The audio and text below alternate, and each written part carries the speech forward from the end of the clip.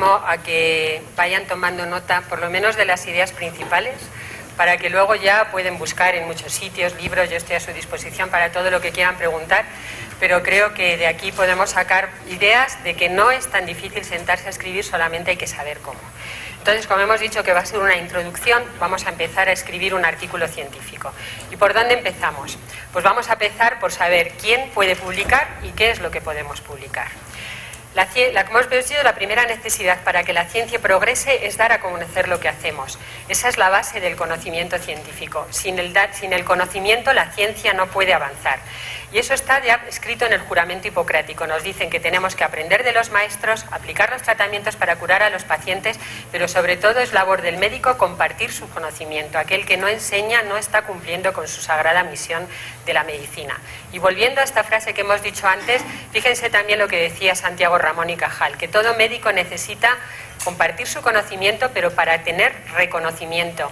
Esa palabra también tan bonita, el ansia de nombradía. Es importante que nuestros colegas nos reconozcan y eso es lícito, no es orgullo, es reconocimiento de nuestros colegas. Cuando hablamos solamente en los congresos es muy bonito porque damos a dirigir lo que queremos al público que queremos. Yo sé en qué congreso lo quiero presentar y sé quién quiere que me oiga. El problema es que muchas veces desde aquí arriba se ve eso y no todo el mundo está atendiendo. Además sucede que está claro también que no siempre interpretamos bien lo que escuchamos. El oído es una parte muy importante de la verdad, pero también es la principal parte de la mentira, decía Balzac. ¿Por qué? Porque interpretamos lo que oímos y a veces estamos distraídos. Nos está hablando el de al lado, hemos entendido algo y está demostrado que después de un congreso científico en el que se presentaron técnicas muy novedosas es cuando viene el mayor número de complicaciones.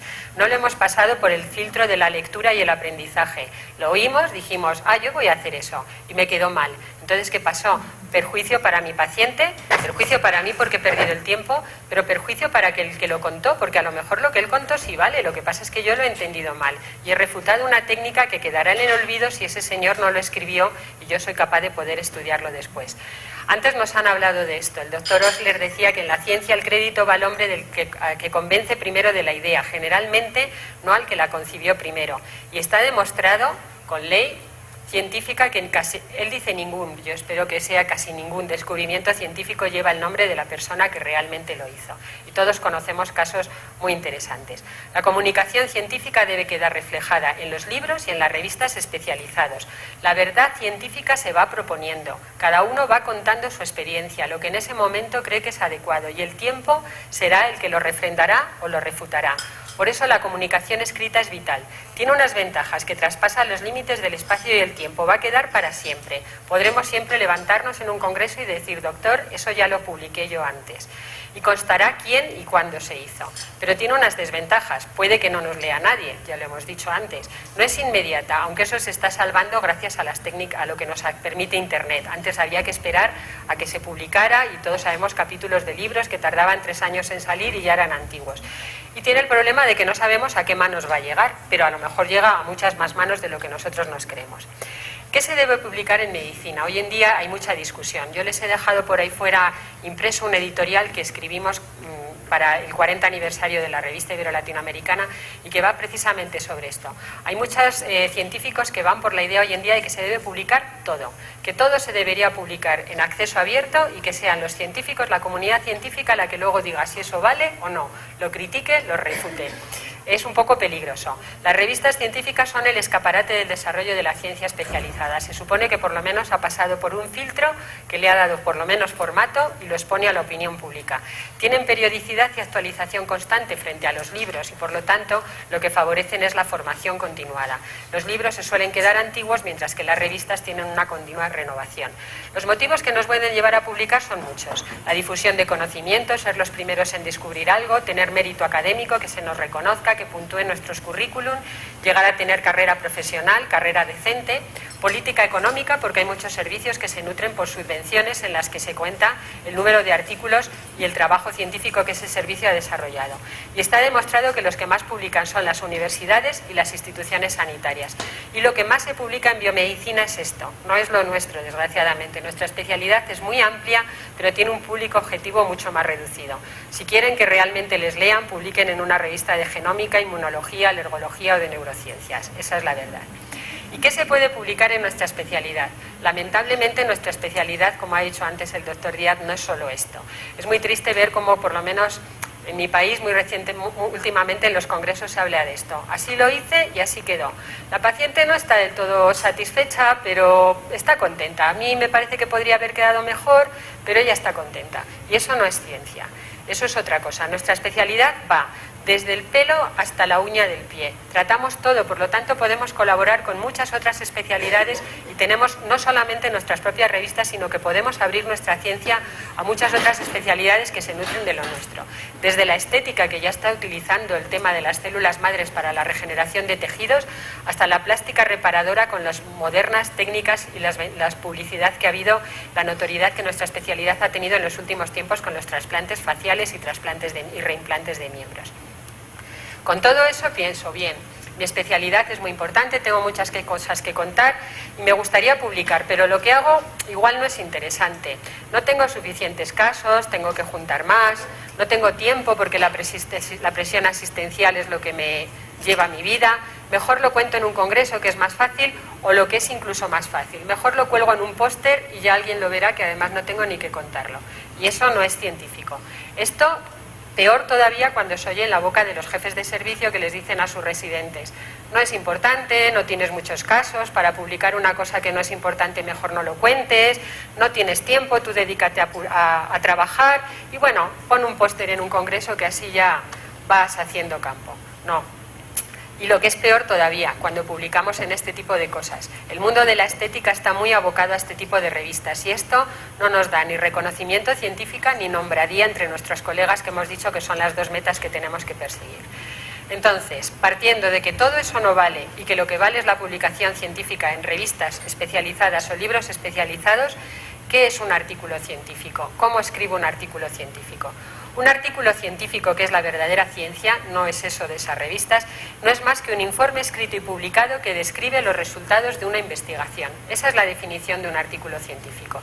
¿Y cómo llegamos a ello? Pues a través de la elaboración y la observación de una serie de datos que vamos a recoger, los vamos a elaborar, los vamos a discutir comentando con lo que la ciencia ya sabe sobre el tema, los vamos a interpretar con nuestra propia opinión. La ciencia no todo es 2 y 2 más 4, podemos opinar y vamos a extraer unas conclusiones que serán aplicables para nuestros colegas y que darán enseñanzas. Luego, por lo tanto, esa es la base del artículo científico y su definición. 2 palabras que tenemos que aprender. Lo que el autor envía a una revista es un manuscrito. Lo que se publica es un artículo científico. Luego, cuando nos dirigimos a un editor para decirle le envío un manuscrito, esa es la palabra correcta en nuestro idioma, que lo tiene y que también se está olvidando porque parece que como ya no escribimos a máquina no tiene sentido. Lo que se envía a publicar es un manuscrito, cuando se publica es un artículo. ¿Y qué tipos de artículo? Porque hay muchas formas en las que nuestro trabajo puede salir publicado en una revista. Tenemos muchos tipos. El artículo original, que sabemos más o menos, son los principales que salen en las revistas, lo vamos a definir a continuación. Los artículos de revisión, cuando hacemos un metaanálisis, estudiamos varios artículos sobre un tema para sacar conclusiones. Los casos clínicos, las notas técnicas, cuando desarrollamos un detalle que puede valer al mejor aprovechamiento de un aparato, de una técnica, detalles. Las cartas al director y otros artículos que son de opinión, debate, editoriales, esa palabra que pone ahí, recensión, ¿qué es eso? Una palabreja rara. Pues hay muchas formas en las que podemos escribir nuestro trabajo en una revista científica, todo eso. ¿Cuál es la diferencia? La carta al director es la que escribimos para dar una opinión y dijimos: estimado director, quiero opinar sobre un artículo que se ha publicado, sobre algo que no se ha hecho, sobre un error que comete su revista, sobre una inquietud que yo tengo sobre mi especialidad. Eso es libre. Cualquiera puede dirigirse al comité editorial de una revista con una carta dirigida al director y el director, si considera oportuno o va al tema, la publicará. Los artículos de opinión y debate, la diferencia que tienen con respecto a otros artículos es que son ofrecidos. Es el autor el que se ofrece a escribir con una carta escrita un tema que le trae inquietud. Por ejemplo, si ven recientemente, pues hemos publicado en la revista un artículo de opinión del doctor Ricardo Barudi sobre la ritidoplastia. No es una carta al director porque él expresa su opinión y él la ha ofrecido voluntariamente. El editorial sería cuando es la revista la que se lo encarga al autor. Creemos que este señor sabe mucho sobre este tema y entonces queremos que nos escriba un artículo de opinión. Por ejemplo, si vieron el último monográfico que editamos sobre uso de tejido adiposo en cirugía plástica, comienza con varios artículos editoriales en los que hemos pedido a autores latinoamericanos que en su día fueron pioneros sobre este tema del que tanto se habla y que nació precisamente en nuestros países, a que nos cuenten con la base de los años cómo ven el futuro de esta técnica y cómo ha ido evolucionando. Y la recensión, ¿qué es esa palabra? Pues es el comentario de un libro. Hay autores que lo que hacen es dedicarse a comentar libros que se editan, publicados, y que ofrecen un comentario que ofrecen a sus colegas para que ya vean resumidos si les puede ser de interés o no. Los más interesantes y de los que se nutren las revistas y de los que vamos a hablar aquí, pues los artículos originales de revisión y los de los casos clínicos, que son los que la mayoría podemos hacer. El artículo original. ¿Qué es un artículo original? Lo primero que mandamos, digamos manuscrito original porque todavía no lo hemos publicado, pues es aquel que está ideado por un grupo de autores y que tiene la calidad de ser inédito. Y lo de inédito es muy interesante. Fíjense lo que es un artículo inédito.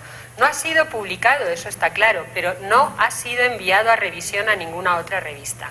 Eso es una cosa que es de educación básica para el autor que quiere progresar en la ciencia escrita. El artículo se manda a una revista y hasta que esa revista no nos ha dado su opinión, no lo debo mandar a otra.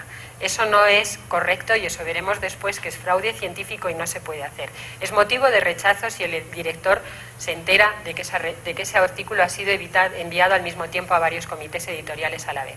Luego, para que sea original, tiene que tener una autoría y ser inédito. El artículo de revisión, pues es el metaanálisis, cuando cogemos varios artículos disponibles sobre un tema, los comparamos y los analizamos. ¿Qué objetivo tiene?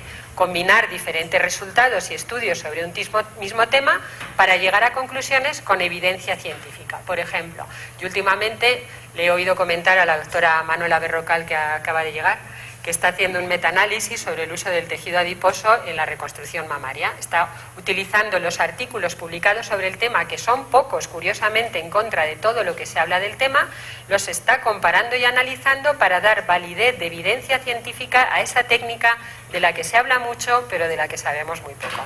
Eso sería un ejemplo de un metaanálisis, un trabajo muy válido de iniciación para un grupo o para un equipo de estudiantes o residentes.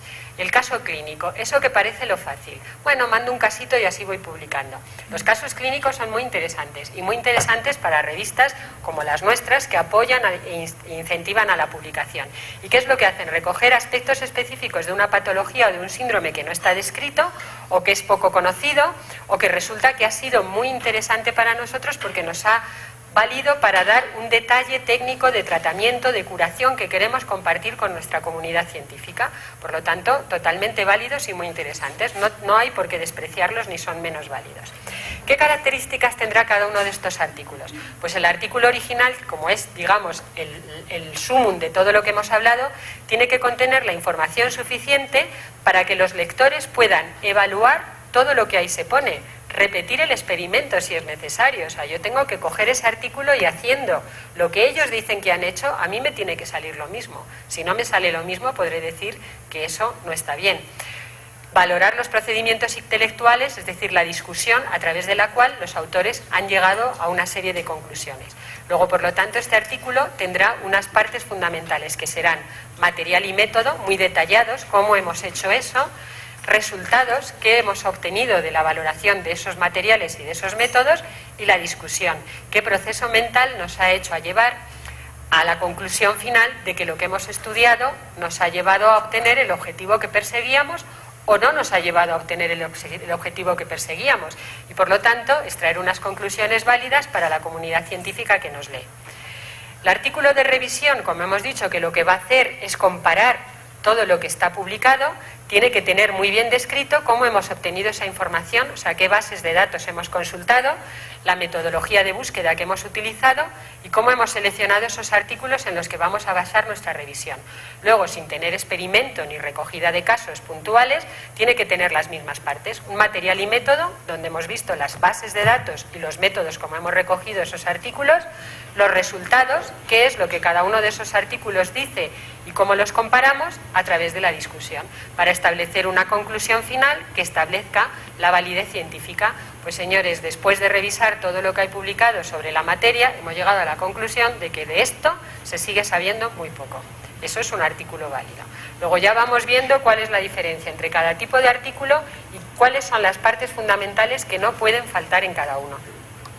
¿Y el caso clínico? Pues en el caso clínico no tenemos que describir un material y método ni unos resultados, sino lo que tenemos que sustituir ese apartado por el de caso clínico. Y ese caso clínico tiene que ser súper detallado, porque solo vamos a contar uno. Entonces no vale decir el paciente llegó, le operamos y se curó. No tiene interés. Necesito saber, si me dice que le operó 8 veces, dígame cada cuánto tiempo y qué le hizo en cada paso. Cuánto tiempo el paciente necesitó hasta la recuperación final. ¿Qué métodos utilizó para el diagnóstico? ¿No le hizo una radiografía? ¿No le hizo una ecografía? No me vale siempre solamente llegar a la conclusión de que el caso era muy espectacular y lo traemos a comentario, o que el caso era muy grave y nosotros lo curamos. Me tiene que decir cómo, porque está ayudando a que el que tenga un caso similar lo pueda reproducir y utilice, se le quede en la memoria que leyó algo sobre un paciente, va a buscarlo y sabe cómo tratarlo. Luego tiene que ser muy detallado en un solo epígrafe, que es caso clínico. Y entonces ya tenemos ideas. Antes de escribir, ya pensamos que ya nos hemos animado y queremos escribir. ¿Qué tengo que hacer antes de escribir? Aprendemos a escribir leyendo, aprendemos por imitación. No nos enseñan en las facultades ni nos enseñan en los posgrados, lamentablemente. Esto lo que estamos haciendo aquí es hoy un experimento. Entonces se nota mucho quién escribe y quién ha leído antes. Imagino que en la facultad también les decían, se nota a la hora de escribir los artículos quién lee y quién ha cogido los apuntes de oído. Y nosotros lo notamos cuando leemos. Luego, por lo tanto, hay que leer mucho para poder tomar ejemplo y lanzarnos a escribir. Tenemos la base, hemos leído, hemos visto revistas, tenemos las ideas, sabemos ya si lo nuestro es un caso clínico, es un artículo original o es una revisión. Y entonces me tengo que sentar y preguntar, primero, ¿a quién se lo quiero contar? Quiero que me escuchen cirujanos plásticos, traumatólogos, cirujanos infantiles. Tengo que elegir mi público objetivo, porque de ahí va a derivar a qué revista quiera mandar el artículo. ¿Dónde lo quiero contar?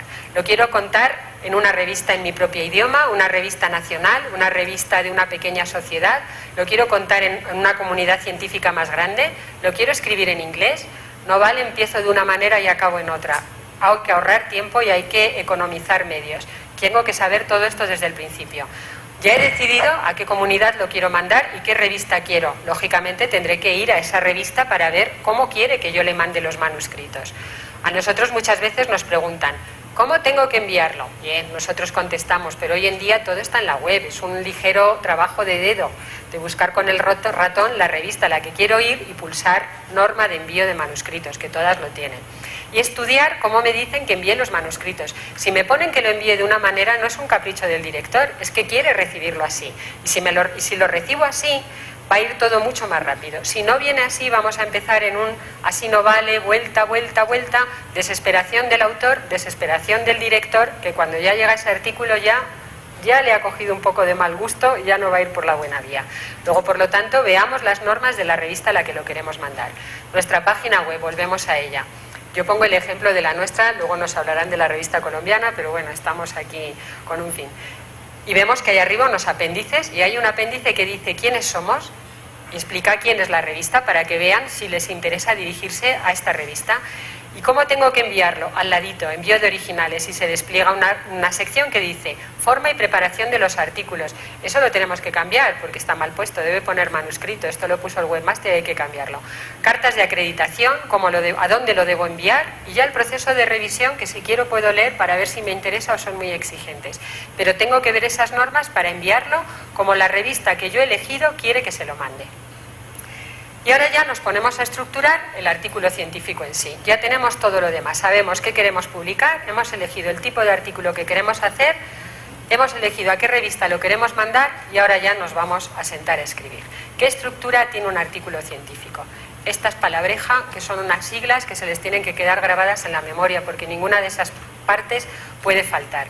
El sistema IMRD, que es el que está aceptado por todas las revistas internacionales, que quiere decir introducción, método, material y método, resultados y discusión. Ninguna de esas partes puede faltar en un artículo científico. Y si falta alguna de esas, mal asunto, ya no va a ir por buen camino. Vamos a ir viendo en qué consiste. Este sistema lo que nos dice es que cada apartado va a responder a una pregunta que nos tenemos que hacer antes de escribir. Y cada respuesta nos va a ir conduciendo a una expectativa. Esto todo es como si fueran muchos ríos que se van a ir juntando, es lo que tienen que tener en la cabeza.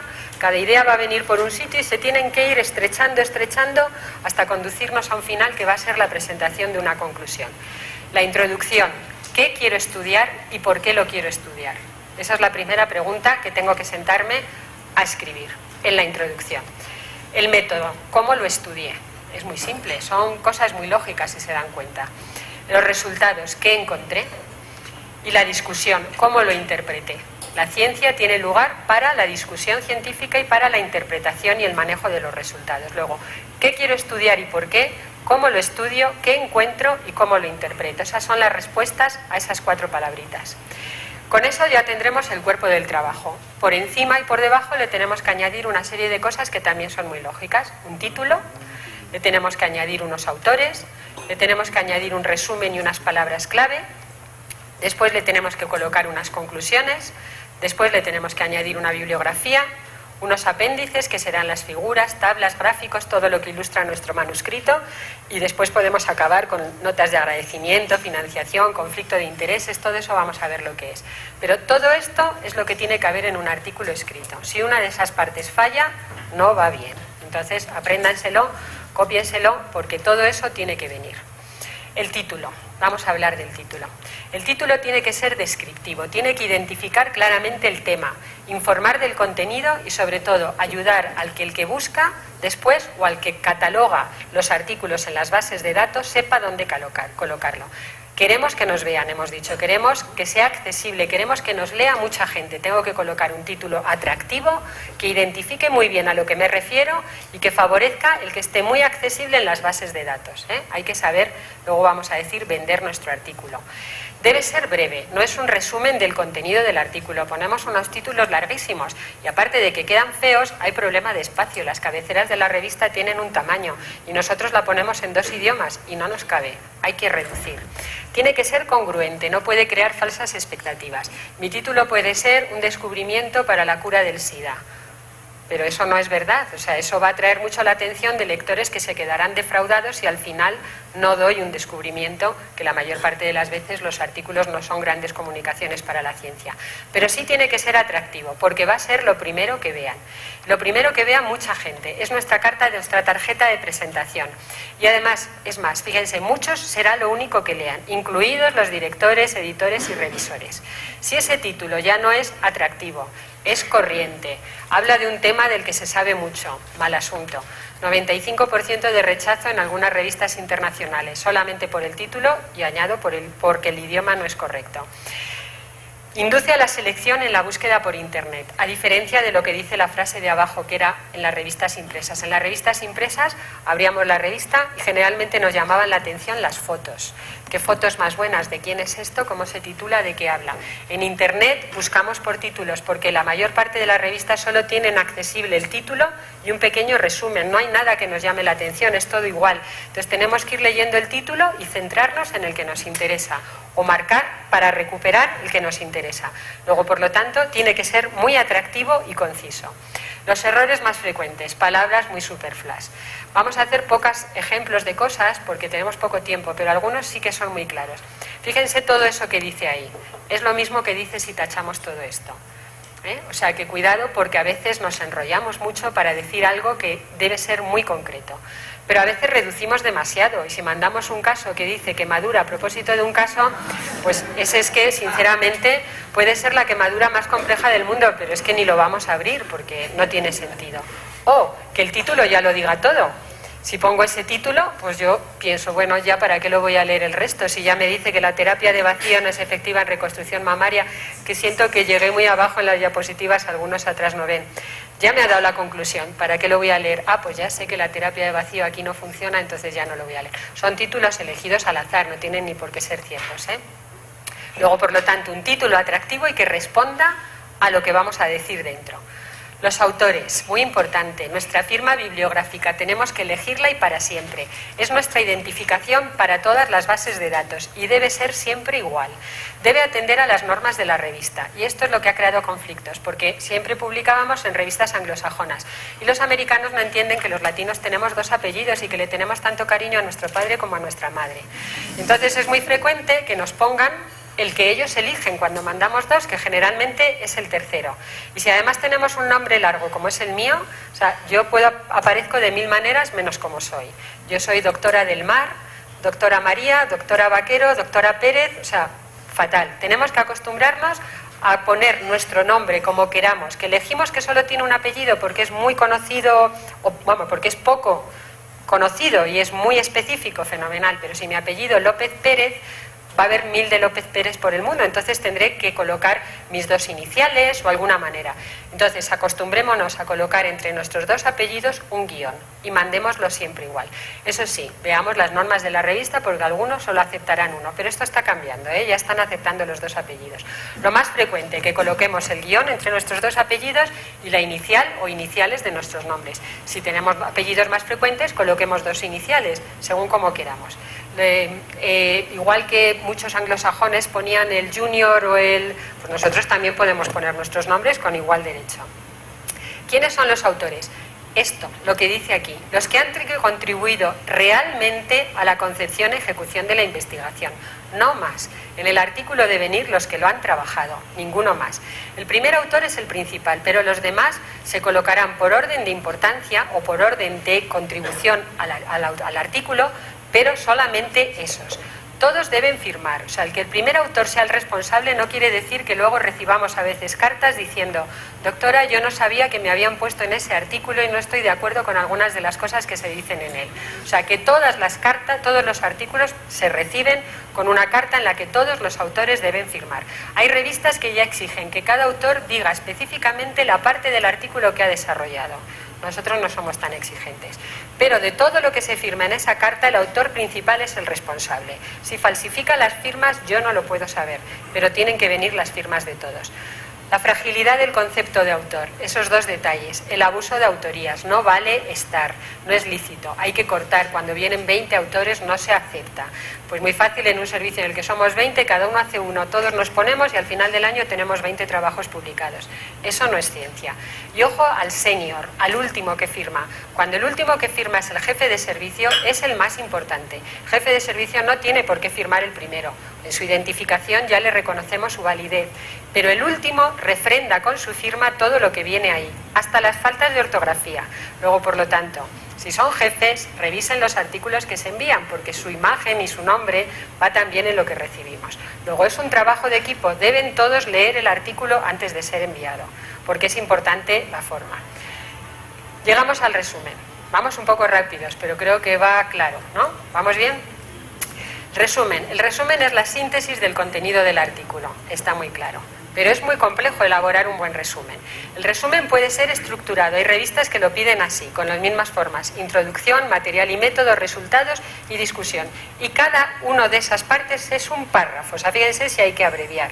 Y yo quiero contarlo todo, pero no cabe, hay que resumir. O puede ser no estructurado. Nosotros no pedimos los resúmenes estructurados.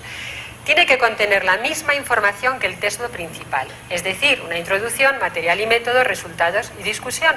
No vale un párrafo elucubrando sobre el devenir de la ciencia.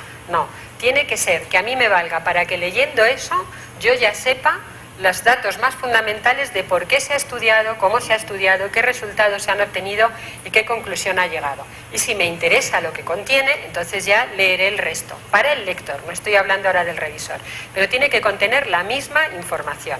Muchos será lo único que lean, incluidos los directores, editores y revisores. Verán que esta frase se repite mucho, pero si lo que está en el resumen no es interesante, no se va a perder tiempo continuando con el resto.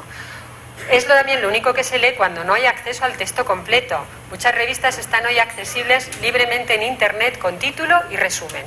Para adquirir el trabajo hay que pagar por él. Si el resumen no me vale para nada o no me da la información que quiero, yo no voy a perder ni tiempo ni dinero en comprarle a la editorial ese artículo. Y hemos dicho que queremos que sean muchos los que nos lean. Luego ese resumen tiene que contener mucha información y ser muy atractivo. Y también va a inducir a la selección y a la búsqueda en Internet, lógicamente, porque hemos dicho que ya no nos buscan por las fotos, ya no ven el caso, ven el texto del resumen. Y eso tiene que guiar al lector a elegirnos. Tiene que guiar también al director a considerar que ese artículo es interesante para que lo mande a los revisores. Luego el resumen es un mini trabajo que tenemos que elaborar mucho y que vamos a ver al final en qué momento de todo este proceso de escribir un artículo vamos a crear ese resumen. El resumen contendrá los puntos más novedosos, por supuesto, los resultados más importantes, porque tenemos un párrafo para cada cosa, los datos numéricos más destacados. Si mi estudio tiene números, tendré que poner los más importantes, no todo. Conclusiones fundamentales, es un mini trabajo. Tiene que dirigir, como hemos dicho, la atención, tiene que captar la atención y sobre todo tiene que ahorrar tiempo al director que lo va a revisar y al investigador que está buscando qué artículos quiere después captar y descargarse. Esto es un poco repetición de lo que hemos dicho antes, pero es una idea que tiene que quedar muy clara. Ya tenemos el resumen, ya sabemos qué partes tiene que tener el resumen. Pasamos a lo siguiente, las palabras clave. Casi todas las revistas exigen hoy en día unas palabras clave porque son las que se utilizan para la indexación y para los buscadores electrónicos. Estos son los términos descriptivos del contenido principal del artículo, basado en el término descriptores que fue creado por este señor para la utilización del lenguaje informático en los años 50, cuando se empezaron a desarrollar las primeras computadoras. Son las palabras simples que definen el contenido de un documento en un archivo manual o informatizado y que nos van a permitir, fíjese qué importante, indizarlo, localizarlo y recuperarlo. Luego, en esas 5 palabritas tenemos que hacer que el lector, que solamente va a poner en una base de datos reconstrucción mamaria, localice nuestro artículo. Si le hemos puesto unas palabras muy rimbombantes, no lo va a encontrar. O sea que es muy importante elegir esas palabras. Estas palabras en nuestra especialidad son muy básicas, o sea que casi todos las conocemos y no hace falta ir a bases de datos para buscarlas. Pero todas las áreas de conocimiento tienen unas bases de descriptores que componen esa otra palabra que es muy interesante también de aprender porque se utiliza muy poco, el tesauro. El tesauro es la lista de descriptores de un área de conocimiento. Los más importantes en medicina son estos, los que utiliza PubMed, el MES, que es el que desarrolló la Academia Americana de Ciencias Médicas, y el DESC, que está en español, que es el que utiliza Vireme, la Biblioteca de Medicina en Español, que es en la que se basa Escielo. Son muy fácilmente accesibles, pero la mayor parte de nuestros descriptores en nuestra especialidad son puramente intuitivos y cuando no vienen nosotros los colocamos, no hay problema. Las palabras clave, ¿cómo las elegimos? Serán 3 o 4, no vale poner 500.000. Hay que ver las normas de la revista. Estarán en español cuando publican en una revista española, lógicamente, y también en inglés, porque hemos dicho que queremos que nos capten muchas bases de datos. No contendrán abreviaturas, no ponemos reconstrucción de mama, ponemos reconstrucción mamaria. No preposiciones. No contienen abreviaturas, no vamos... En nuestra especialidad está casi aceptado lo del DIEP, el TRAM, pero no deberían contener abreviaturas. Y debemos evitar términos inespecíficos, no hace falta que pongan determinación, estudio, análisis, solamente lo que estudian, lo que comparan, o sea, el término médico. Esa es la manera de elegir las palabras clave. Seguimos con el artículo científico porque ya sabemos cómo hacer el título, el resumen, poner las palabras clave. Hemos avanzado mucho en poco tiempo. Nos seguimos con el cuerpo fundamental del trabajo, que es todo esto del IMRD. Vamos a ir a la introducción. ¿Cómo elaboramos la introducción de un artículo?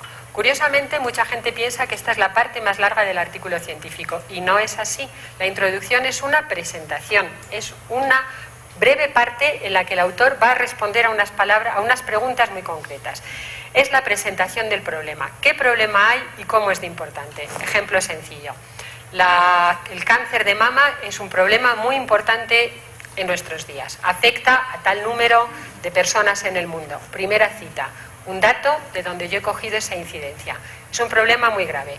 ¿Cuál es el conocimiento actual sobre el problema? Seguimos con el siguiente párrafo, que será ¿qué se sabe del cáncer de mama en nuestra especialidad? Pues que es una...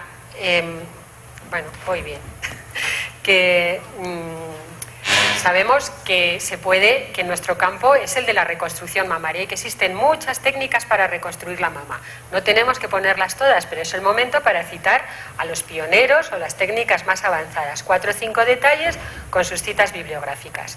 Los motivos para el estudio. Pues a mí me preocupa que las pacientes que se someten a una reconstrucción mamaria tienen un periodo de recuperación muy largo, doloroso, lo que sea. Y entonces mi objetivo es presentar una nueva técnica en el que queremos hacer que ese posoperatorio sea más corto y que las pacientes se recuperen en menor tiempo y con menos dolor. Ese puede ser un objetivo del estudio. Se dan cuenta que en 4 párrafos hemos hecho la introducción del artículo. No hay que contar más, simplemente es eso, presentarlo.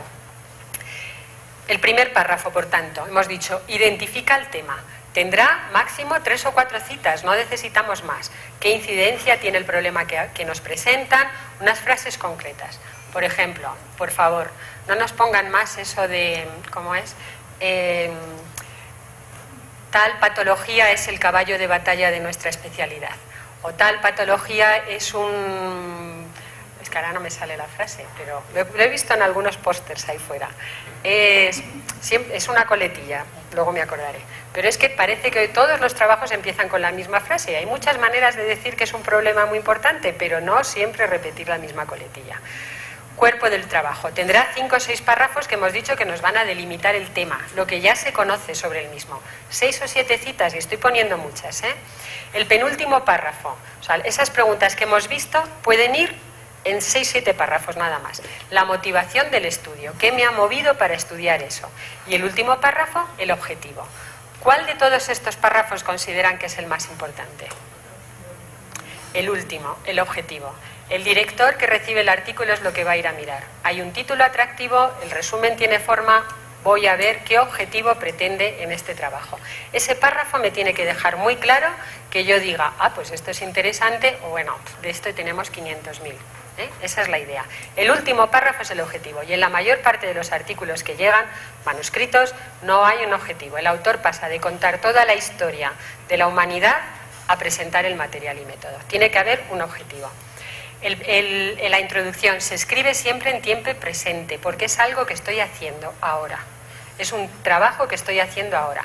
Es breve, nos vamos a guardar luego citas y material para la discusión, luego compararemos. No es un capítulo de un libro, no tengo que demostrar que me lo sé todo. ¿Sí? Esto es un artículo científico, la materia viene en los libros de estudio. Cada afirmación va a llevar su sustento bibliográfico, deben ser pocas afirmaciones, pero todas sustentadas por la ciencia. ¿De dónde sacó usted estos datos? Porque los directores y revisores no nos lo sabemos todo, no sabemos casi nada. Tenemos que leer, que usted nos diga de dónde ha sacado esos datos por si yo quiero comprobarlos. Pero no debe abusar de la bibliografía, pocas citas en la introducción. No adelanta ni discute los resultados, no me rompa la sorpresa, no me rompa el pastel. Usted me presenta un objetivo, yo ya al final veré si ha llegado a cumplir ese objetivo. Y no contiene figuras, ni gráficos, ni tablas, está presentando el trabajo, nada más. ¿Cómo sabemos si lo hemos hecho bien? Pues nos hacemos a nosotros una serie de preguntas. ¿Refleja el contexto del problema? ¿Refleja la situación actual del problema que quiero estudiar? ¿Expone bien las razones para el estudio? ¿Plantea bien los objetivos de nuestro trabajo? ¿Economiza palabras y abunda en ideas? No es muy larga, pero tiene que ser muy densa en idea. Es amena, porque tiene que atraer para que yo siga leyendo. En resumen, ¿vende bien el artículo que yo quiero que me lean? Tenemos ya la introducción, sabemos cómo hacerla. Pasamos al material y método. El material y método es cómo hemos diseñado el estudio y qué resultados hemos obtenido. ¿Cuál es la característica más importante? Que se pueda reproducir. Cualquiera que quiera hacer nuestra técnica tiene que poder hacerla bien con lo que ha leído, o cualquiera que pueda reproducir el experimento tiene que hacerlo bien. El diseño del estudio tiene que tener características de tiempo. ¿En qué tiempo lo hemos realizado? ¿Es un estudio longitudinal con datos que vamos a obtener en el tiempo o un estudio transversal con datos que ya tenemos? Queremos analizar qué nivel de fracturas sufrieron los pacientes de la catástrofe del avión, tal. Eso es algo que ya está hecho. Estudios longitudinales, prospectivos, si lo diseñamos ahora, pero vamos a analizar lo que va a pasar en el futuro. Tengo 20 animales de laboratorio a los cuales les voy a dar de comer tal alimentación y quiero ver qué es lo que pasa en 3 meses. O puede ser retrospectivo. Voy a coger las historias clínicas de los pacientes que en mi servicio fueron operados con la técnica de tal y voy a analizar qué es lo que pasó. Un estudio retrospectivo, prospectivo, longitudinal en el tiempo, que es la mayoría de los trabajos que nosotros hacemos. Y en cuanto al diseño de los resultados, puede ser un estudio descriptivo, si yo simplemente me siento y escribo lo que he recogido de esa recopilación de casuística, de historias clínicas o de bases de datos, o un estudio analítico cuando yo ya participo creando la investigación que quiero hacer, pues voy a coger esos animales de laboratorio, le voy a dar esta alimentación y veo lo que pasa en 3 semanas. O de intervención, cuando yo ya participo activamente, porque hay unos animales a los que les voy a dar de comer, otros a los que les voy a dar más cantidad, otros a los que además les voy a dar de beber y otros a los que no les voy a dar de beber. O sea, estoy haciendo variables, estoy interviniendo activamente en esa experimentación. Tengo que definir cuál es la población del estudio, muy importante en nuestros trabajos, el tamaño de la muestra. Se estudian 125 pacientes, pero 125, no me ponga 125 que al final se me quedan en 3. Las características, cuántos hombres, cuántas mujeres, edad máxima, mínima y media, siempre. Las razas, si creemos que influye. El entorno, si el estudio lo he hecho en un hospital de primer nivel, si lo he hecho en un pequeño hospitalito comarcal que no tiene medios, si está hecho en una unidad de quemados, si son pacientes estudio multidisciplinario. Eso es muy interesante porque puede hacer que el revisor le dé interés a un artículo que se ha hecho con menos medios y sea más exigente en un artículo que se ha hecho en un hospital con muchos medios. Los criterios de inclusión y exclusión de esos 125 pacientes que yo he cogido al principio, ¿cómo los selecciono? ¿Cuáles entran al estudio y cuáles no? ¿En base a qué características? Y los aspectos éticos del estudio, si hay influencias, si es un estudio experimental con animales o con humanos, debemos decirlo. ¿Cómo recojo esos datos? Las variables que mido, si voy a medir cuántos murieron, cuántos colgajos fracasaron. ¿Cómo lo mido? ¿Qué instrumentos he empleado? Si he utilizado aparatología, si no, las técnicas de procedimiento, si he hecho estudios de tinción, si no los he hecho. Y el diseño estadístico. Esto es algo en lo que generalmente nos ayudan. No tenemos que saber de esto. Tenemos que pedir la colaboración de un estadístico que nos diga para lo que queremos utilizar, qué bases de datos y qué estudios estadísticos tenemos que utilizar. Material y método se escribe en tiempo pasado, porque el estudio lo hicimos, los datos los recogimos, los hemos analizado. Luego es muy importante el tiempo verbal. Utilizamos mucho las frases en pasivo y eso está hecho del inglés. Hemos estudiado, hemos analizado, no. Estudiamos, analizamos. Existe ese tiempo verbal en nuestro idioma. Debe ser transparente totalmente y no contiene citas, a excepción de que digamos, hemos aplicado la técnica de Pitangui. Pues evidentemente ponemos la cita al artículo en el que el doctor Pitangui describe su técnica, pero no debe contener citas. No adelanta ni discute resultados. Yo estudié 20 ratas, a 15 les di de comer y a 5 no, y 6 se murieron. Pero no tengo que decir, creo que porque no les di de comer. Eso ya lo diremos después. Yo estoy poniendo solamente el material y métodos. Los animales que estudié y los resultados los vamos a poner después. Puede incluir anexos, hoja de recolección de datos, si es una encuesta de satisfacción de las pacientes, todo eso puede venir añadido. Todo lo mencionado aparecerá en resultados y se analizará en discusión. Y señalo esto, no vale poner cosas que luego no vamos a discutir o no vamos a dar los resultados. Si digo que analizamos estos animales es porque después voy a dar la explicación de lo que ha pasado con todos. No puede ser que cuando sumamos los números nos falten 40. ¿Qué pasó con esos 40? Es que esos 40 que usted no ha puesto son los que a mí me interesan, porque quiero saber qué pasó con ellos. Todos lo que... Ojo con lo que pongamos en material y método, porque después todo tendremos que explicarlo. O sea que, cuidadito, eso es muy importante. Pasamos ahora sí a los resultados. Ahora es cuando diré, de esas 20 ratas, 15 se me murieron y 5 no. Pero hasta ahí, nada más. Presentación de resultados. Es la presentación detallada de los hechos observados y de los datos que hemos obtenido. Nada más. Detalle y números. Característica fundamental, será muy selectiva, vamos a presentar solo lo más importante. No vale irse por otros caminos porque de repente encontré otras cosas y ya que lo tengo lo quiero contar. No, usted me dijo que iba a analizar unas cosas y me tiene que presentar los resultados de lo que analizó. Tiene que llevar un orden lógico y coherente. En el mismo orden que presenté lo que estudié, lo tengo que ir presentando lo que obtuve. No contiene juicios de valor, no opino por qué se murieron las ratas. Y tiene que tener como complemento las tablas y gráficas que serán, fíjese lo que dice ahí, autoexplicativos. Si yo solo veo la tabla, tengo que saber lo que pasó con esas ratas. Si yo solo veo la gráfica, tengo que saber lo que pasó con esos animales o esos pacientes. Y ya incluirá las figuras, si son técnicas quirúrgicas, casos pre, casos post, todas con sus leyendas. Hemos presentado ya los resultados. Yo sé que vamos deprisa, pero ¿seguimos bien? Vamos a la discusión. Es muy denso, lo entiendo, pero si alguien se aburre puede decir que paramos o preguntamos. Llegamos a la discusión, ya hemos avanzado mucho. La discusión es realmente un anglicismo. Nosotros tal vez deberíamos decir comentarios, porque lo que hacemos en esta parte del trabajo es comentar y discutir, comparar con lo ya publicado, dar nuestras opiniones y establecer unas conclusiones. Pero bueno, hablamos de discusión. Es la presentación detallada de los hechos observados y de los datos que hemos obtenido. Ahora sí vamos a poder poner qué es lo que pasó y por qué nos parece a nosotros que ha pasado todo eso. Este es el verdadero corazón del artículo. Curiosamente, en el 90% de los artículos es a lo que los autores dedican menos espacio y es más, en muchos artículos es inexistente. Eso es motivo de rechazo directo, porque no me vale de nada que usted me diga estudié esto y la conclusión es que me quedó muy bien. Yo me lo puedo creer o no me lo puedo creer, pero usted me tiene que explicar qué proceso mental le ha hecho llegar a usted a convencerme de que eso que usted ha estudiado lleva a esta conclusión. Es la parte que analiza las consecuencias y las implicaciones e incluso puede identificar nuevos problemas. Muchos artículos acaban diciendo que necesitaremos más estudios. Eso puede ser una coletilla, pero no es la forma de acabar, porque si necesitamos más estudios nos pueden decir, bueno, pues estúdielo y después ya me lo manda. Pero puede ser un primer paso. Si nosotros vemos que los objetivos que se ha planteado, los resultados, que los datos que ha analizado, los resultados que presenta, concuerda con lo que pone al final como conclusión, es válido, aunque nos diga que ha descubierto que necesita más estudios para otras variables que le han ido saliendo en el camino. Si resulta que el estudio no llegó a ninguna conclusión, pues no es válido. Luego, por lo tanto, la discusión, acostúmbrese a que es lo más importante y además es lo más bonito, es donde el científico se manifiesta, lo demás no vale para nada.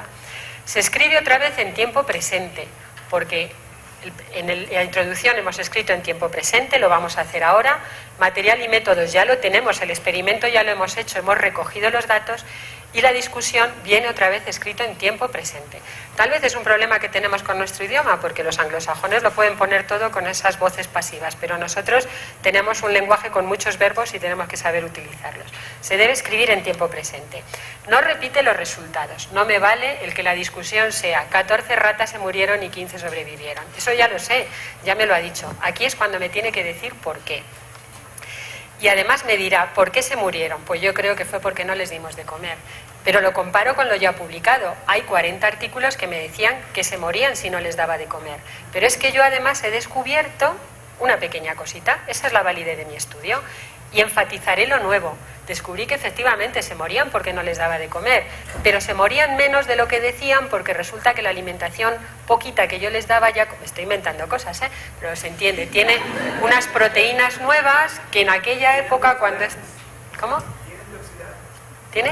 Antioxidantes, por ejemplo, y entonces resulta que esa es la validez de mi estudio, que si les damos de comer poquito, pero tiene antioxidantes, las ratas no se van a morir. Tiene una validez, la ciencia progresa así, esa es la verdad. Señala las limitaciones también, tenemos que decir lo que no nos salió bien, no vale ocultarlo. Y plantea preguntas no resueltas. No nos valió el estudio, sin embargo, para demostrar esto que perseguíamos, pero por eso necesitaremos estudios posteriores. Contiene citas. La discusión es donde tenemos que poner las citas. Comparar con lo ya publicado, pero no con toda la literatura universal, sino con los artículos que vienen al caso, o sea, los que realmente tienen validez para lo que nosotros decimos. Y cada comparación que hacemos diciendo por qué. No vale decir...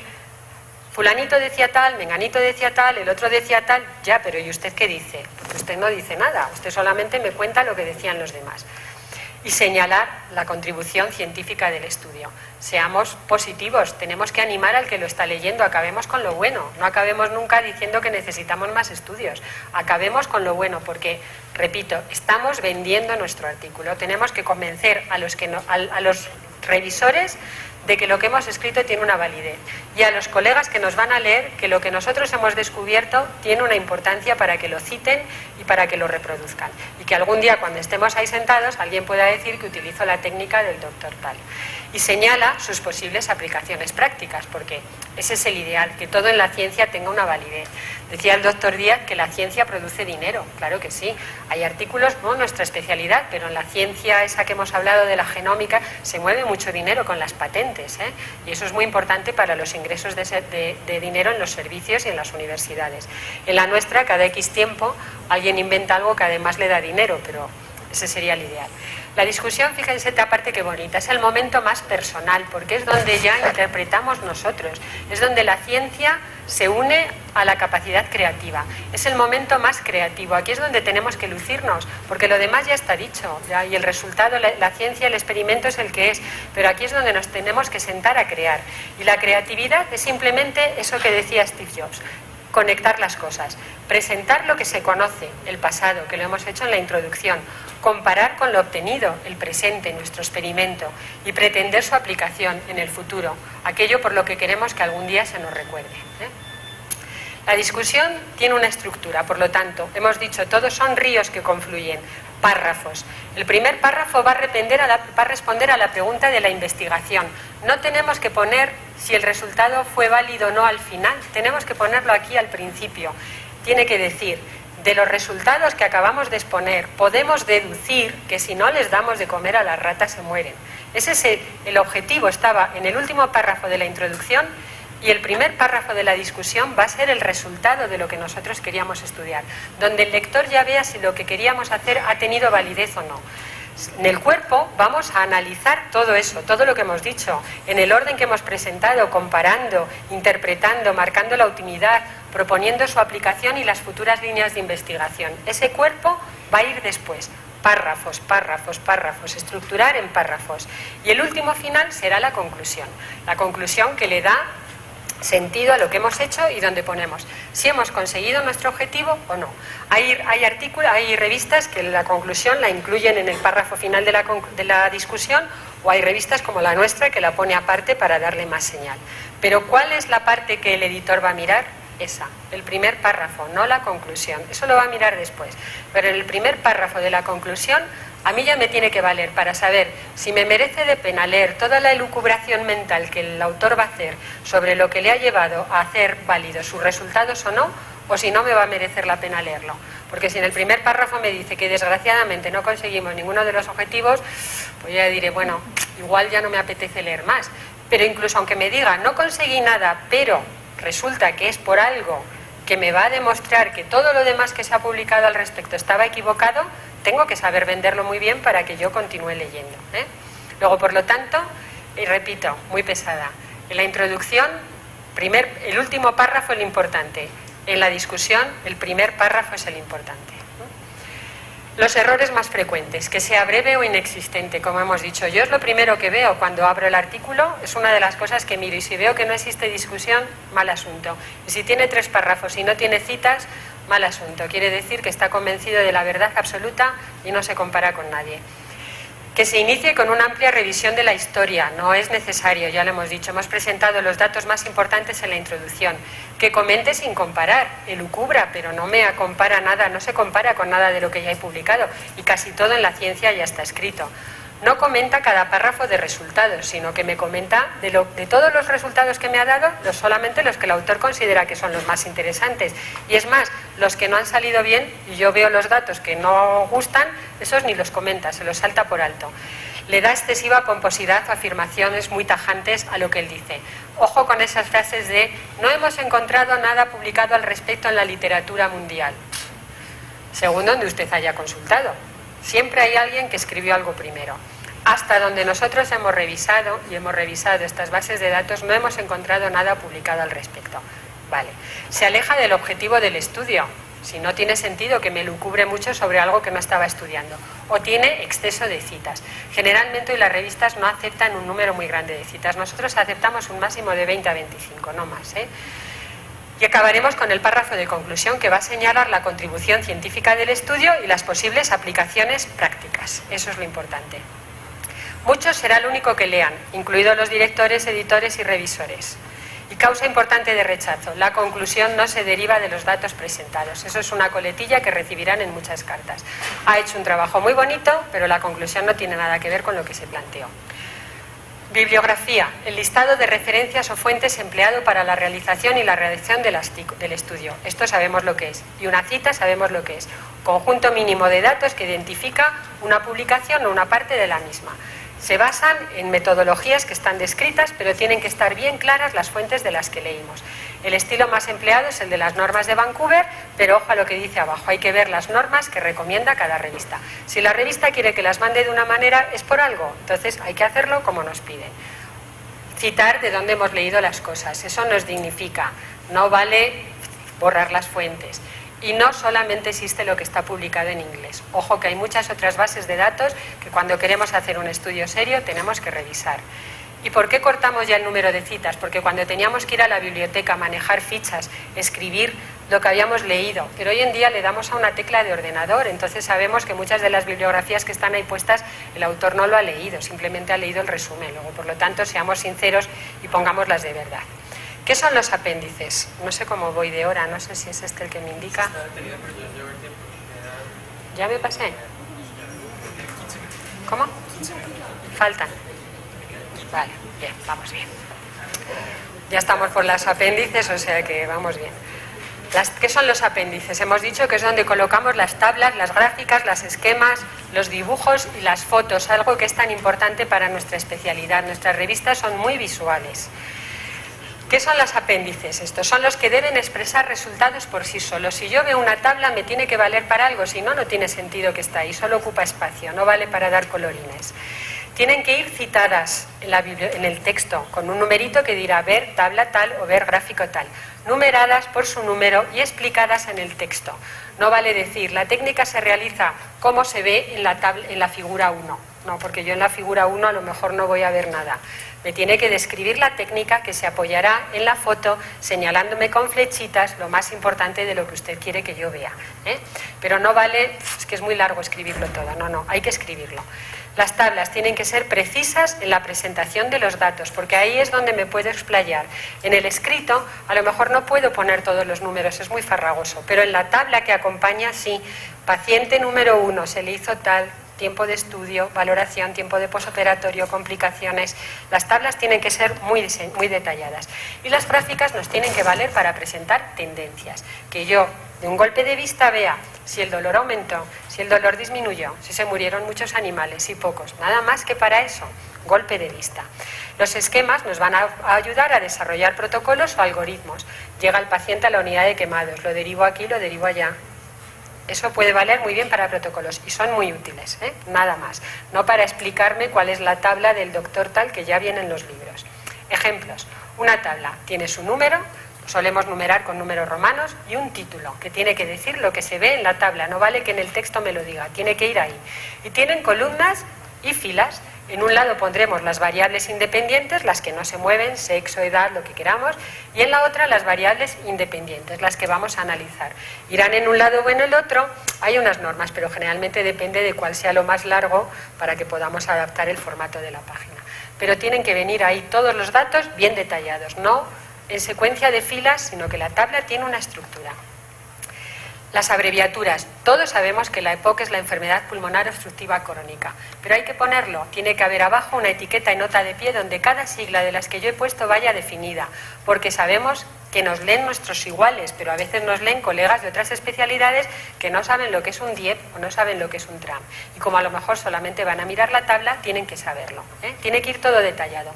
Cuando son metaanálisis, estudios de revisión, es la oportunidad maravillosa para hacer una tabla en la que se vea el nombre del autor, la fecha en que se publicó, la revista donde está publicada y el título. Y recojo los 20 estudios, los 20 trabajos publicados para que el lector tenga ahí fácil si quiere ir a buscar uno de ellos o quiere comprobar lo que yo he dicho. Quedan fenomenales, muy visualmente muy bonito y muy útil. Las gráficas, visión en conjunto, pero con su numeración, su título y su leyenda explicativa, donde me diga que no ha habido una diferencia significativa, que lo veré visiblemente, pero me desarrolla un texto explicativo. Si son tablas de tendencias, también tiene que ir cada letrita de esas abajo diciéndome con explicaciones lo que yo estoy viendo en la tabla. La tabla me orienta la vista, la gráfica, y lo que va debajo me explica con detalle cada uno de esos puntitos para que pueda obtener más datos que los que había en el texto, o si solamente quiero ver esto, extraiga una conclusión. Las que son de barritas, muy bonitas, pero entre 200 y 250, yo tengo que ver que son exactamente 233. O sea, si lo hago, me vale para de un solo golpe de vista ver una evolución, pero tengo que poner los números abajo para que se vea. Esa es la manera correcta de hacer las cosas, y si no está así nos van a decir que esas tablas o esas gráficas no valen o que las detallemos. Y esto es muy fácil, pero de verdad, por favor, no manden tablas de estas a ninguna revista porque va a ser motivo de rechazo. Esto está muy bien para una presentación en un congreso, para guiar la vista de los que están ahí escuchando, pero en un trabajo escrito esto ya quedó atrás hace muchos años, Nada de quesitos que quedan muy mal. Los algoritmos, flechitas que nos indican a seguir un protocolo, que además yo, si quiero implantar ese protocolo en mi servicio, lo puedo poner allí para que todo el mundo lo sepa. Todos estos ejemplos están cogidos de la revista Ibero-Latinoamericana. Los dibujos tienen que ser originales, no se pueden presentar dibujos que ya están publicados de otros autores. Y no tenemos por qué deducir que nos van a dar permiso, es que es más, no nos lo van a dar. Si está publicado en una revista anglosajona nos van a decir son $3.000. O sea que no se puede reproducir eso, y si nos pillan reproduciéndolo podemos tener un problema. Tienen que tener su número y su leyenda explicativa, donde se vea todo lo que está explicado. Y la carta de autoría dirá que los dibujos son originales. Podemos darle las gracias después al dibujante o decir que son nuestros, pero deben ser originales. Las fotografías, en nuestra especialidad, de muy buena calidad. Y cuidado con los retoques, que a veces retocando para que quede bien, se nota que está muy retocado, O sea que tenemos que ser sinceros en los resultados. Esto no se debe mandar a una revista científica. No nos cuesta nada poner un pañito detrás, que no se vea la puerta. Somos médicos y además presumimos de ser artistas en nuestra especialidad, y sin embargo recibimos cantidad de fotos que a veces no queda más remedio que sacar adelante alguna, porque si no el artículo se quedaría sin publicar cuando tendría una validez. Pero esto no se puede mandar, hay que ser cuidadosos. Tienen que llevar su número, las fotografías también, su leyenda explicativa, y muy válido. Véase el nervio mediano. Bueno, es que a lo mejor yo no lo veo, señáleme con una flechita dónde está lo que usted quiere que centre mi atención. La misma posición y fondo. Fotos post-operatorias en el mismo sentido. Son artículos publicados, la doctora Manuela sonríe porque ve que es su artículo. Muy buenas fotos, todas en la misma presentación y orientación. Eso, si sabemos que vamos a querer publicar, empecemos desde ahora a fotografiar a todos nuestros pacientes bien, porque cuando queramos publicarlo tendremos la mitad del trabajo hecho. Eso se logra con muchos años. Yo supongo que desde el principio no lo hacía así, pero ponemos ejemplos válidos. Y muy importante, imagen pre y posoperatoria. Yo ya veo que es posoperatoria, pero dígame de cuánto tiempo, porque no es lo mismo que lleve 3 años a que lleve 1 año. Yo le diré, muy bonitos resultados, pero necesitamos resultados a más tiempo. La mayor parte de las veces fotos pre, fotos post. No, fotos post, ¿a cuánto tiempo? Fotos intraoperatorias. No cuesta ningún trabajo cambiar los campos, limpiarnos los guantes. Lo que digo, somos cuidadosos en la cirugía porque luego nos tiene que valer cualquier cosa. Dice mucho de nosotros eso. Las fotos de anatomía patológica. Siempre identificar el tipo de microscopía con el que está hecha, el aumento y la tinción. Esto es algo que siempre tenemos que acabar pidiendo. Foto macroscópica y foto microscópica en la que se ven los linfocitos. Sí, pero dígame la tinción y la microscopía. A alguien le interesará, sobre todo si quiere reproducirlo. Y muy interesante cuando se describen técnicas, complementar el dibujo con la fotografía. Esto es muy válido, porque a veces el dibujo es muy bonito, pero cuando abrimos no lo vemos igual. Si vemos que ese autor ha sido capaz de dibujarlo y hacerlo en la práctica en la misma forma, veremos que lo que nos está presentando está apoyado en la evidencia científica. Los agradecimientos reconocen la cooperación de todos los que nos han ayudado, pero ojo, no son dedicatorias, no es a mi mamá que me pagó la carrera, eso es otra cosa, ni son notas personales, a mi marido que le quiero mucho, son agradecimientos a quien nos ayudó con la técnica, los materiales, si nos han dado un apoyo financiero, si hemos recibido, alguien nos ha escrito el artículo en inglés para mandarla o como nos mandan muchos colegas brasileños, le dan agradecimiento a quien se lo tradujo al español, Ojo con las financiaciones, tenemos que decir si nos han dado una beca, pero la financiación no debe suponer una presión para el autor, Eso hay que aprenderlo desde jovencitos. Usted me da el dinero para que investigue, pero yo soy científico y el resultado será el que salga. Y el conflicto de intereses es otra cosa, es cuando el autor tiene vínculos o actividades que podrían influenciar inadecuadamente su juicio crítico en la presentación de resultados, en su interpretación o en las conclusiones. ¿Qué quiere decir esto? Esto es algo totalmente lícito. Muchas veces hay vínculos financieros con empresas farmacéuticas porque somos consultores, recibimos honorarios por charlas, lo que sea, pero hay que decirlo. O porque un familiar nuestro tiene vinculación directa con esa empresa. No pasa nada, pero se debe decir. El autor lo debe comunicar, el director se lo debe decir a los revisores. Y a partir de ahí no se juzga por eso, pero si el artículo se publica, debe aparecer. Los lectores lo sabrán y sacarán su propia conclusión. Luego, la revista no interpreta, la revista expone. El lector es el último revisor, pero debemos decirlo. En las revistas anglosajonas, esto por sus niveles actualmente de exigencia ética, son muy exigentes con esto. Lo que pasa es que cada vez vemos más, que casi ocupa más el disclosure que el artículo. Si se fijan, ocupan más los fondos que reciben directamente de empresas muy directamente relacionadas con lo que investigan, y es más, le dan el agradecimiento al redactor médico que escribió el artículo. Luego, cuidadito, porque yo no sé si esto ya es ciencia, y sin embargo, esto es lo que luego nosotros más citamos. Este artículo en concreto, yo les invito a que lo lean. Tiene una evidencia científica de nivel 3, no sé quién se la otorgó. Pero solamente viendo los nombres de los autores, son artículos que se publican cuando realmente no dicen nada y están muy financiados. O sea que, ojo. Y afortunadamente hemos llegado ya a saberlo todo, ya no les voy a freír más la cabeza. Hemos aprendido por puntos cómo se va redactando cada parte del trabajo. Pero ahora viene lo más importante, tenemos el material, tenemos las fotos, lo tenemos todo, ¿y por dónde empezamos? Ya tenemos todo, ¿por dónde empezamos a sentarnos a escribir el artículo? ¿Por dónde empezarían ustedes? ¿Por el principio? ¿Por dónde? Por lo que ya tenemos. Si tenemos la idea es que tenemos el experimento hecho, tenemos el material y método y los resultados. Y esto hemos dicho es lo más fácil, porque no tenemos que interpretar nada, solo tenemos que sentarnos y describirlo. Relatar lo que hemos hecho, fíjense qué fácil. Ya todos nos están dando ganas de sentarnos a escribir algo, porque ya tenemos la idea. Y los resultados, ¿qué hacemos? Pues cogemos las tablas donde tenemos todas las mediciones y las vamos describiendo. Hacemos las tablas, sobre ellas vamos escribiendo el texto, en el texto vamos a destacar lo más importante y al final vamos a ir a centrarnos en el objetivo de nuestro estudio. Luego ya tenemos el 90% hecho, es muy sencillo. Después seguiremos con la discusión, porque ahora tenemos que llegar a la parte creativa. Vamos a comentar todo eso que hemos encontrado. Interpretamos, contrastamos y opinamos. Vamos pensando en párrafos, lo que hemos dicho, primer párrafo, resultado de mi objetivo, ¿lo he conseguido o no? Cada párrafo después, donde vamos comparando resultados, una idea, en frases cortas. Cada resultado con su comentario, con su comparación bibliográfica, para ir dirigiendo al lector por esos ritos hacia el mar final, que será la conclusión. Después nos iremos a la introducción, que ahí ya es, bueno, pues poner solamente por qué queríamos escribirlo, los antecedentes, el entorno de la situación actual y los datos más fundamentales de lo que se sabía sobre el tema. Esas 3 o 4 citas de los primeros autores que descubrieron el problema, que no las hemos puesto en la discusión y las hemos dejado para el final. Las vamos a poner ahí. Y ya tenemos el rompecabezas, ese es a lo que hemos llegado. Después, ¿qué haremos? El resumen, porque el resumen es un mini trabajo. Cojo de la introducción un párrafo, de material y método otro párrafo, de resultados otro párrafo, de la discusión otro párrafito y la conclusión final. Ya tenemos el 90%. La bibliografía solo tenemos que listarla, porque los artículos que hemos comparado los tenemos en la mesa, ¿no? Los listamos como nos pidan, por orden alfabético, por orden de aparición.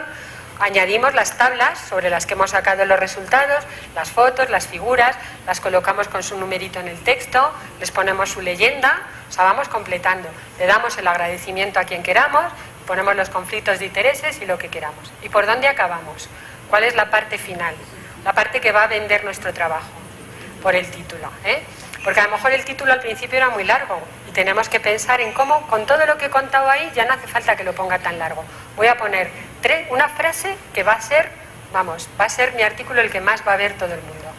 Y comprobaremos, haremos una lista de comprobaciones, comprobando si tenemos todo y si cada párrafo, cada apartado de introducción, material y métodos tal, responde a esa pregunta. ¿Qué es lo que quería estudiar? ¿Cómo lo he hecho? ¿Qué resultados he conseguido? ¿Y cómo he elaborado las conclusiones? Si todo eso está, lo tengo listo. Pero hay que una parte importante, la hora de escribir. Escribimos en un idioma muy bonito, pero que tiene muchas palabras para decir las mismas cosas. Ojo que no vamos a escribir una enciclopedia. No hay lugar para la imaginación, sí para la discusión y el comentario, pero no inventarnos cosas. Y todos los lectores tienen que entender lo mismo de nuestro artículo. Hemos dicho que es una escritura basada en párrafos, cada párrafo una idea, cada idea un objetivo. Eliminaremos mucho polvo y mucha paja. Y por favor maten al poeta que llevan dentro, porque todo el mundo quiere perdurar por su literatura y eso es súper aburrido. Maltrata al lector y sobre todo maltrata al revisor, y del revisor va a depender el futuro de nuestra obra, o sea que cuidémoslo.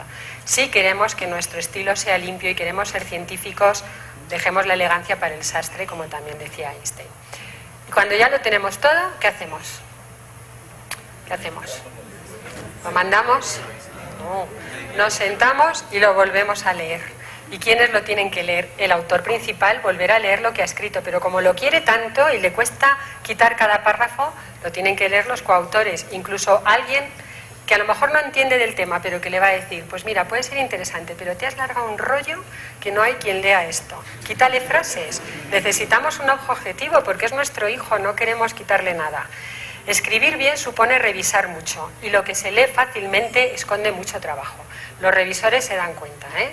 Los revisores se dan cuenta. Si usted me lo ha puesto todo para que yo elija, no, oiga, yo tengo muchas cosas que hacer y además nuestros revisores, todos trabajamos por amor al arte, por lo cual necesitamos que nos dejen vivir también.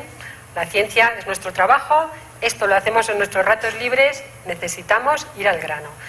Cuidar, no enviar nunca el primer borrador y cuidar siempre la presentación, no importa solo el contenido, la forma en que mandamos las cosas va a decir mucho también de nosotros.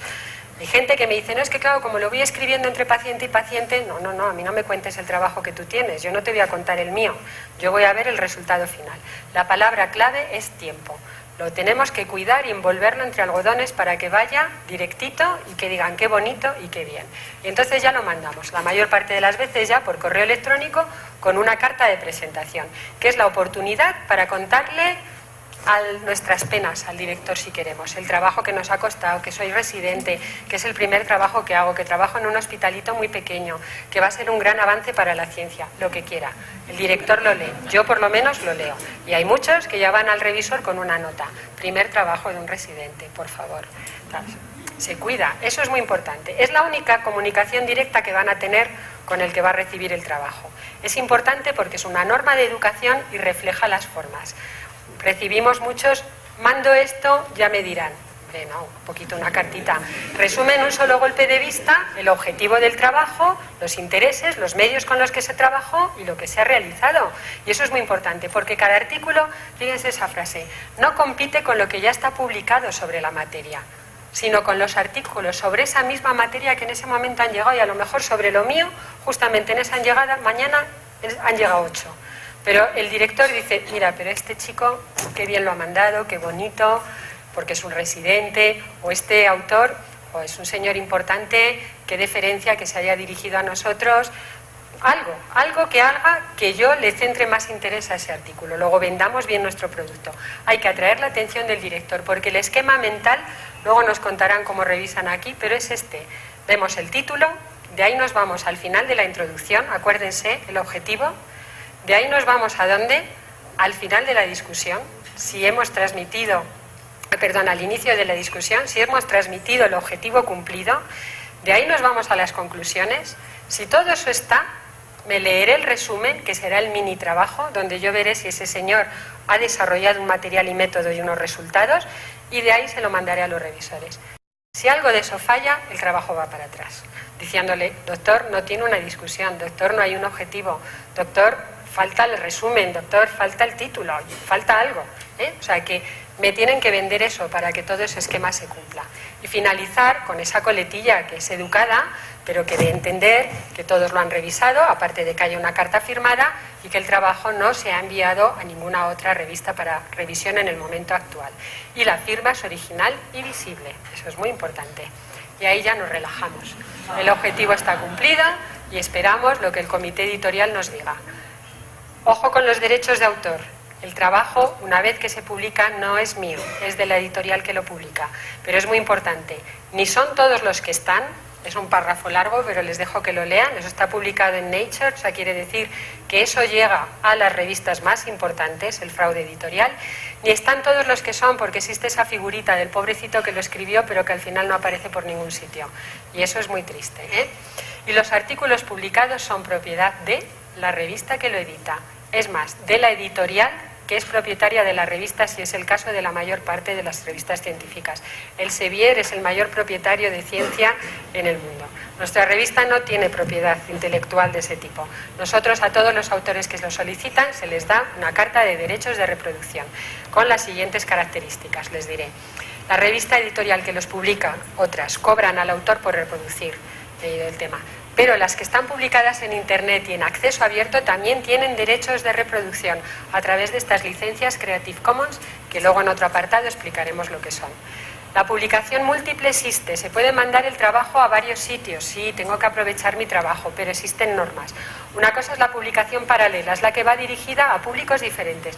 He publicado mi artículo en la Biblia Latinoamericana y lo quiero mandar a una revista de cirugía plástica infantil.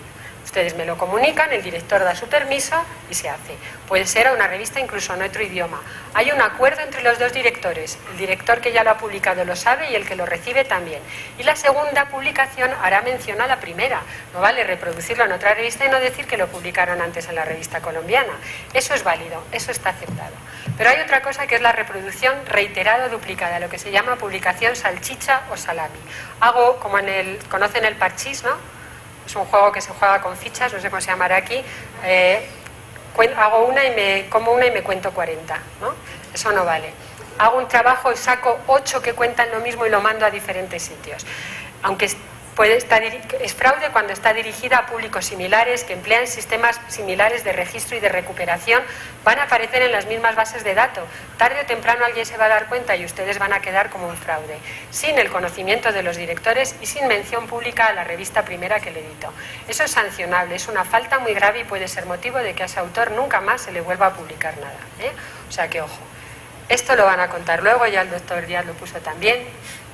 Y el fraude existe. Si el autor falsifica los datos, la revista no puede saberlo. Los revisores no tienen la bola de cristal de saber lo que en el futuro va a ser importante, ni si todo está falseado, porque nos fiamos del autor. Será el tiempo el que diga, el que escriba, no con lápiz, sino con tinta, los resultados, y es más, el autor que publica sus mayores nivel de calificación van a ser sus propios compañeros, se refleja con lo que escribe. El último revisor es el lector y ese es el más importante porque lo citará, lo criticará o lo olvidará. Tener en cuenta que cuando recibimos el acuse de recibo no quiere decir que el artículo esté aceptado, simplemente nos dicen que ha llegado. No confundir aceptación con publicación. Me han dado una carta en que dice está aceptado, está en lista de publicación y nosotros ponemos luego artículo publicado. No, artículo aceptado para publicación, vale. Pero la última palabra es siempre del director. Yo lo siento, pero como en mi casa mando poco, por lo menos aquí debe ser el único sitio donde alguien tiene que respetar por obligación la decisión final del director. Coletilla, lo que hemos dicho antes y lo que ha dicho el doctor Díaz, tan importante. La única manera que tendremos de que nuestros colegas y nuestro trabajo perdure es publicando y escribiendo lo que hacemos. Quedará para alguien. Algún día podremos decir que eso lo dijimos nosotros primero. Y como con todo lo que hemos dicho aquí, nos resulta ya muy fácil escribir un artículo y estoy segura de que todos mañana van a estar pensando en párrafos, incluso para hablar, pues hagámoslo con quien mejor nos cuida. Empecemos por lo que tenemos más cerca, por nuestro propio idioma, por nuestra revista local o por nuestra revista internacional, pero que nos va a ayudar a que si viene un párrafo que falta, nosotros se lo vamos a decir. No les vamos a decir solo no, les vamos a decir no y por qué. Y les vamos a ayudar a que salga adelante. Y nos sentiremos muy orgullosos de que luego nos digan que quieren reproducir su artículo. Se lo vamos a dar gratis. Y nos sentiremos muy orgullosos de que nos citen en una revista internacional y de ver su nombre escrito en revistas internacionales y verles dando conferencias en países que hablan otra lengua. Esa es nuestra meta. Y si se lo rechazamos, no es problema de que estuviera mal. A lo mejor no erigieron la revista adecuada. Es solamente un estímulo para que lo intenten más veces. Muchas gracias.